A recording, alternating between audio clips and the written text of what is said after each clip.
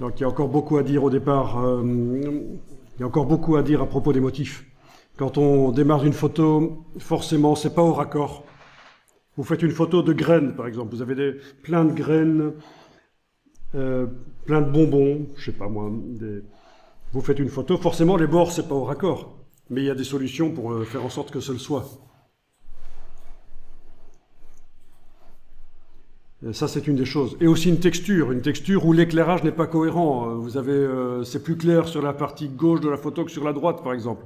Comment faire en sorte que quand on utilise ça, quand on répète la texture, pour qu'on ne voit pas les raccords. Donc ça, c'est aussi tout un travail. Et là, les techniques de motifs d'avant CC 2021 servent encore. Hein. Alors, quelque chose qui peut être intéressant, quand vous êtes en train de modifier votre motif, déjà l'enregistrer. Oui, l'enregistrer, je vais l'enregistrer sous un nom différent ici, 3, voilà. Je vais peut-être tout de suite l'enregistrer aussi sous un nom encore différent, comme ça je suis certain que la version 3 ne sera pas écrasée par erreur. Voilà, 4. Alors je disais, quelque chose qui peut être intéressant, c'est, quand vous êtes dans ce cas de figure ici, c'est pour l'outil de déplacement, d'enclencher la sélection automatique du calque. On n'a pas de groupe, on n'a pas fait de groupe dans notre palette des calques, donc il n'y a que des calques séparés. Donc, sélection automatique du calque, ça veut dire que quand vous cliquez sur un objet, c'est forcément tout de suite ce calque-là qui s'active dans la palette des calques. Automatiquement. Et ça, c'est pratique. Si vous voulez bouger les objets, les activer pour les redimensionner, etc., c'est quand même extrêmement pratique. Il suffit de cliquer sur lui, de faire un CTRL-T, commande-T, et voilà.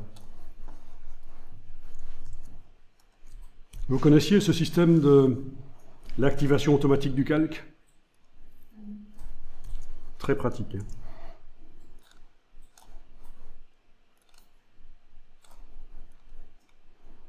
Voilà. Alors, à mon avis, cette lavande étant trop dans le motif, un peu plus de sobriété, ce sera beaucoup mieux.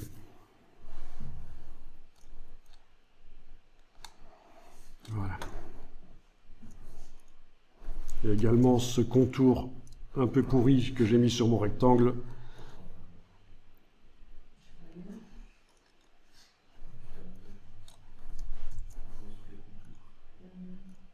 Oui, vous en faites pas si ça ressemble à rien. D'abord, est-ce que vous avez vraiment le... Mais bon.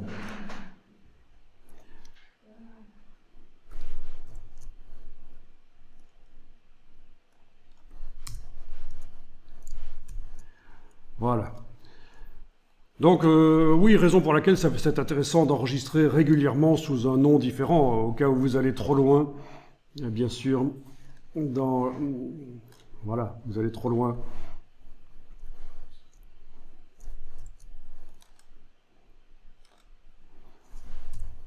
Là, il faut se lâcher, quoi. Il faut tester, il faut...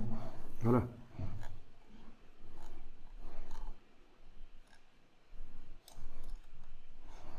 Alors, ici, je suis en train d'essayer de bouger ces... Comment est-ce qu'on appelle ça? Ces pissenlits? Ouais. Et ils sont tellement fins que quand je clique sur eux, ça active autre chose. Donc, bel exemple où j'ai intérêt à désactiver ceci, la sélection automatique. Voilà, le calque est activé. Si je bouge maintenant, c'est forcément ça que je bouge, il n'y a pas de problème. Ok.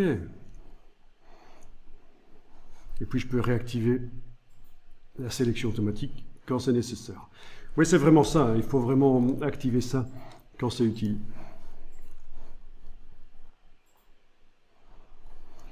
Ok.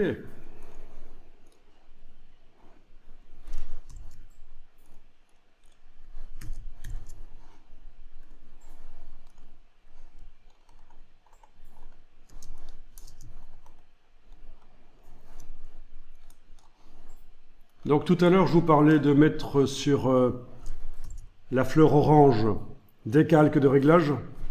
C'est ce que j'ai fait. J'ai mis un calque de réglage de type teinte saturation, un calque de réglage de type courbe pour la luminosité. Donc, teinte saturation, courbe, les deux ensemble, ça donne ça. Et je vous avais parlé aussi des filtres. Alors, voyons un peu. En activant ceci, je vais aller chercher un filtre de netteté. Filtre, renforcement, accentuation. Le filtre arrive, je vais un petit rayon bien plus fort dans ce cas-ci. Voilà. Donc ça gère la netteté. OK. Et le filtre apparaît dans la palette des calques. Vous connaissiez ça? Filtre dynamique. Dès qu'on met un filtre sur un objet importé, un objet dynamique en fait, il apparaît dans la palette des calques.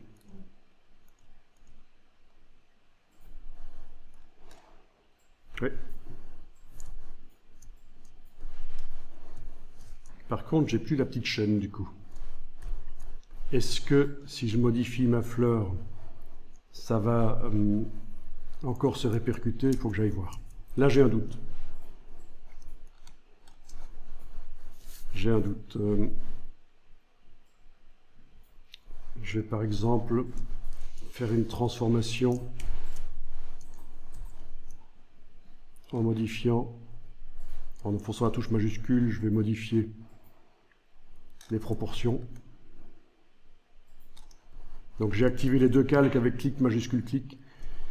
J'ai fait transformation manuelle, j'ai pris une poignée là, et en enfonçant la touche majuscule, j'ai pu forcer donc que ce ne soit pas proportionné. Je fais fichier enregistré. Je vais retourner voir dans mon document ici.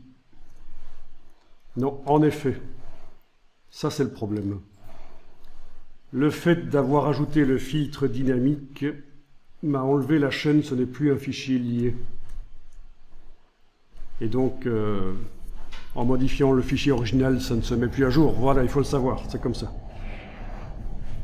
Vous avez vu, hein, je l'ai modifié là, la fleur, je l'ai écrasée et j'ai enregistré sur le disque dur, sous le même nom bien sûr. Mais là, aucune mise à jour ne se fait et je m'en doutais bien puisque la chaîne... On avait importé en lié, mais depuis que le filtre ici a été mis, apparemment, voilà. Là, je vais revenir en arrière. Donc, il y a encore des limitations. Alors, vous savez que Photoshop aurait pu évoluer beaucoup plus vite que ce qu'il n'a évolué. Il y a déjà quelque chose qui est un frein à l'évolution de Photoshop. C'est... Oui. Non, ça date d'avant. Faut que je vois. Ça date d'avant le filtre dynamique. Il y a un truc qui s'est passé à ce niveau-là. Il faudrait que je revienne en arrière. Non, je disais, Photoshop aurait pu évoluer beaucoup plus vite. Il y a deux freins. Mais déjà, les ordinateurs...